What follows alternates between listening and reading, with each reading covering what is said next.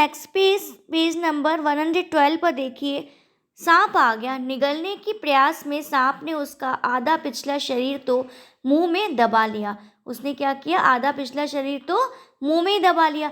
शेष आधा जो बाहर था, उससे ची ची का स्वयं स्वर भी इतना तीव्र नहीं निकल सकता था। मतलब चींची का स्वर भी उसकी आवाज़ इतनी तीव्र नहीं निकल सकता था कि किसी को स्पष्ट सुनाई दे सके। मतलब किसी को वह सुनाई नहीं दे सकी। नीलकंठ दूर ऊपर झूले में ही सो रहा था। नीलकंठ कहाँ सो रहा था? ऊपर झूले में ही सो रहा था। उसी के चौकन्ने कानों में उस मंद स्वर की व्यथा पहचानी और वह पूंछ पंख समेट कर सर से एक झपट्टे में आ गया। उसने सुना। किसने सुना? मोर ने सुना, नीलकंठ ने। और जैसे ही उसने सुना, वह पूंछ पंख को समेटकर सर से एक झपट्टे में आ गया। संभवतः अपनी सहज चेतना से ही उसने समझ लिया होगा कि सांप के फन पर चोंच मारने से खरगोश भी घायल हो सकता है। उसने क्या समझ लिया कि सांप के फन पर चोंच मारने से खरगोश भी घायल हो सकता है। उसने सांप को फन के पास पंजों से दबाया। उसने क्या किया? सांप को फन के पास पंजों से दबाया और फिर चोंच से इतने प्रहार किए कि वह अधमरा हो गया। उसने चोंच से इतना प्रहार किया, उतना मारा कि वह अधमरा ही हो गया। पकड़ ढीली पड़ते ही खरगोश का बच्चा मुख से निकल तो आया। मतलब उसने पकड़ ढीली पड़ने पर खरगोश का जो बच्चा था, वह उसके मुंह से निकल तो आया, परंतु निश्चेष्ट सा वहीं पड़ा रहा। मतलब वो वहीं पड़ा रहा।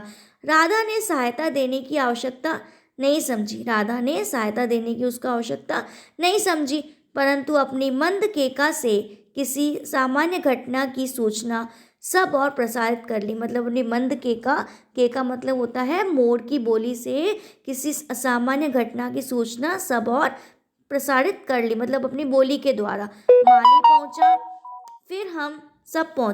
पहुंचा, फिर सब हम पहुंचे। नीलकंठ जब सांप के 2 खंड कर चुका, तब उस शिशु खरगोश के पास गया और रात भर उसे पंखों के नीचे रखे उष्णता देता रहा। मतलब कि गर्मी देता रहा। कार्तिकेय ने अपने युद्ध वाहन के लिए मयूर को क्यों चुना होगा? यह उस पक्षी के रूप में और स्वभाव देखकर समझ में आ जाता है। मयूर कलाप्रिय वीर पक्षी है, हिंसक मात्र नहीं। इसी से उसे बाज, चील आदि की श्रेणी में नहीं रखा जा सकता। उसका जीवन ही क्रूर कर्म है। नीलकंठ में उसकी जातीय विशेषताएं तो थी ही, उसका मानवीकरण भी हो गया। मेघों की सांवली छाया में अपने इंद्रधनुष के गुच्छे जैसे पंखों को मंडलाकर बनाकर जब वो नाचता था। मतलब आपने देखा हो ना, मोर जब पंख फैलाकर नाचते हैं तो उनका नृत्य एक सहजा लहता रहता था। आगे पीछे दाहिने बाएं क्रम में घूमकर वह किसी अलक्ष्य सम पर ठहर जाता था। राधा नीलकंठ के समान नहीं नाच सकती थी, परंतु उसकी गति में भी एक छंद रहता था। वह नृत्य मग्न नीलकंठ की दाहिनी ओर के पंख को छूती हुई बाईं ओर निकल आती थी और बाएं पंख को स्पर्श कर दाहिनी ओर। इस प्रकार उसकी परिक्रमा में भी एक पूरक ताल परिचय मिलता है। नीलकंठ ने कैसे, इसके बाद कल कंटिन्यू करेंगे।